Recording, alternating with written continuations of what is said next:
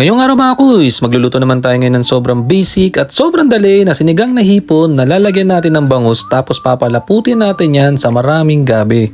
Sobrang sarap na itong mga ganitong pagkain mga kuys, lalo na ngayon, malamig, tag-ulan, talagang ang sarap humigop ng sabaw mga kuys. Talagang pagka ganito mga kuys, ang gagawin natin dito, simulan na natin.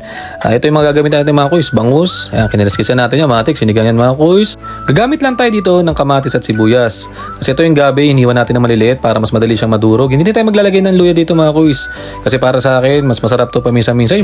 Yung malasahan mo yung malansa mga kuys, okay na yan. Huwag tayo maglagay ng luya dyan. Pero minsan naglalagay din ng mga kuys. Kaya lang trip natin. Gusto natin malasahan talaga yung lansa ng isda at saka hipon. Gawin natin yan mga kuys. Kasi ito, naglagay na tayo. Sabay-sabay na natin dyan. Luya, gabi, kamatis at organic na hipon. Nor cubes yun mga kuys. Tapos ito, takpan natin, pakuloy natin hanggang sa lumambot. Pagka ganyan itsura niya mga kuys, ang gagawin natin dyan, iahon natin dyan yung mga gabi kasama yung kamatis. Dudurug-durugin natin yung mga kuys para talagang mas lumapot yung pinakasabaw ng ating sinigang. Nung nadurog natin mga kuys, ibabalik natin yan. Mas solid nga ito mga kuys kung may blender tayo mas maganda sana, durug na durug talaga. Pero goods na yan mga kuys. Lulutuin naman natin ng maganda yan para mas madurog ng maayos yung ating gabi dyan. Halo lang tayo dyan mga kuys. Kasi ito, maglalagay na tayo dyan ng sinigang mix mga kuys na organic. Tapos susunod, maglalagay tayo ng pampalat na patis.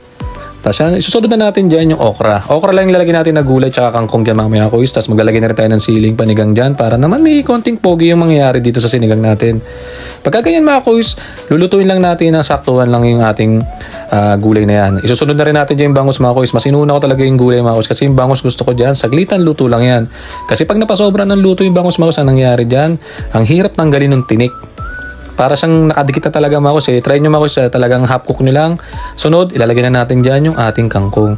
Inuna ko rin kangkong mga kuys sa hipon kasi gusto ko sa hipon yung napapaso lang talaga. Para naman pag kinain natin, hindi siya mahirap tanggalin yung pinaka-shell niya.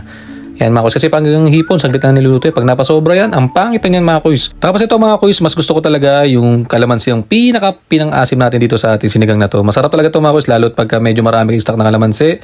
Ito yung ilagay nyo, sa huli nyo ilagay mga kuys, ang bango nito, promise. Tsaka iba talaga yung asim ng kalamansi mga kuys, ang sarap yan talaga. Pag hinigop mo, talagang kikiligan ka kahit wala kang crush Yan mga kuys, pagka ganyang itsura, ano pang gagawin natin dyan? Goods na yan mga kuys. Nakita nyo naman mga kuys. So, ganyan yung itsura mga kuys pagka talagang semi-half cook lang yung luto mo sa bangus. Ang gandang tignan niya mga kuys. Pag sinobra mo yan, ang hirap talagang tanggalin tinik niyan.